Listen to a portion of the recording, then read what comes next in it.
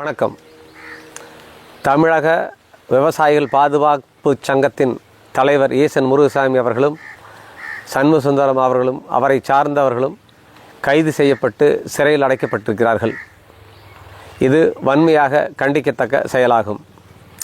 கஞ்சா வியாபாரிகளும் கள்ளச்சாராய வியாபாரிகளும் மணல் திருடுபவர்களும் சுதந்திரமாக நடமாடும் இந்த மாநிலத்திலே விவசாயிகளுக்காக போராட்டம் நடத்திய விவசாய சங்க தலைவர்கள் கைது செய்யப்பட்டு சிறையில் அடைக்கப்பட்டிருக்கிறார்கள். இதற்காக காவல்துறையும் தமிழக அரசையும் வன்மையாக கண்டிக்கிறோம். ஒரு போராட்ட காலத்திலே போராட்ட வடிவத்திலே தலைவர்கள் தொண்டர்களும் செயல்படுவது என்பது இயல்பான ஒன்று.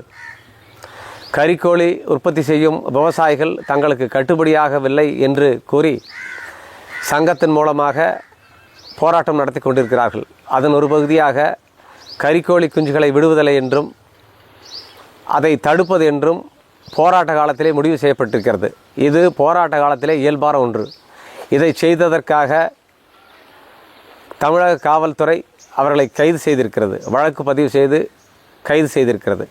இது மிகவும் மோசமான ஒரு செயலாகும்.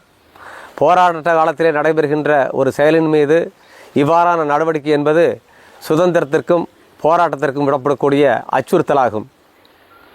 இதில் வன்முறை துளியுமின்றி அவர்கள் கறிக்கோழி குஞ்சுகள் விவசாயிகளுடைய தோட்டத்திற்கு வருவதை மட்டுமே தடுத்திருக்கிறார்கள்.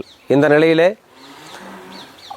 முதலாளிகளுடைய கறிக்கோழி வளர்க்கும் முதலாளிகளுடைய கையாளாக செயல்பட்டு காவல்துறை வழக்கு பதிவு செய்து, அதுவும் விவசாயிகளுடைய தமிழக விவசாயிகளுடைய ஒரே முதன்மையான திருவிழாவான பொங்கல் பண்டிகை என்று அவர்கள் கைது செய்யப்பட்டு சிறையில் அடைக்கப்பட்டிருக்கிறார்கள். தமிழக அரசிற்கு இதன் மூலமாக ஒன்றை சொல்லிக்கொள்ள விரும்புகிறோம். இந்த தாக்குதல் என்பது இந்த விவசாயிகள் சிலர் மீது, தலைவர்கள் சிலர் மீது நடத்தப்பட்ட தாக்குதல் அல்ல. தமிழகத்தில் உள்ள அத்தனை விவசாயிகள் மீதும் இந்த தாக்குதலை காவல்துறையின் வழியாக தமிழக அரசு செய்திருப்பதாகவே நாங்கள் கருதுகிறோம். இந்த செயலை நாங்கள் வன்மையாக கண்டிக்கிறோம். போராட்ட காலங்களிலே எப்படி நடந்து கொள்ள வேண்டும் என்பதற்கான ஒரு நடைமுறை இருக்கிறது. அதற்கு மாறாக இப்போது ஈசன் முருகசாமி அவர்களும் அவரை சார்ந்தவர்களும் கைது செய்யப்பட்டு சிறைப்படுத்தப்பட்டிருக்கிறார்கள். சமீப காலங்களிலே தமிழக அரசினுடைய நடவடிக்கை என்பது விவசாயிகளுக்கு எதிரானதாக மாறிக்கொண்டிருக்கிறது.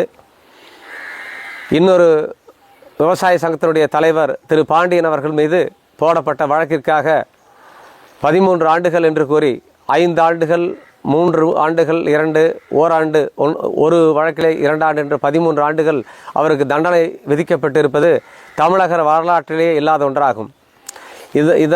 இதன் மீதான நடவடிக்கைகள் அனைத்தும் தமிழக அரசின் மீது தான் திரும்பும் என்பதை தமிழக அரசினுடைய கவனத்திற்கு கொண்டு போகிறோம்.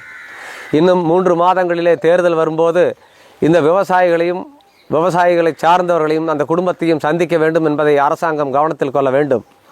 தமிழக அரசு உடனடியாக சிறையில் இருக்கின்ற தலைவர்களை விடுதலை செய்வதோடு இந்த வழக்குகளை திரும்ப பெறுவதற்கான பணியை செய்ய வேண்டும்.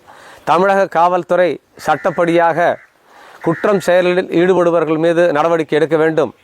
கஞ்சா வியாபாரிகளிடமும் கள்ளச்சாராய வியாபாரிகளிடமும் கனிம வளங்களை திருடுபவர்களிடம் கையூட்டு பெற்றுக்கொண்டு முதலாளிகளின் கையாட்களாக செயல்படுவதை காவல்துறை கைவிட்டு காவல்துறையும் நேர்மையாக நடந்து கொள்ள வேண்டும் என்று கேட்டுக்கொள்கிறோம்.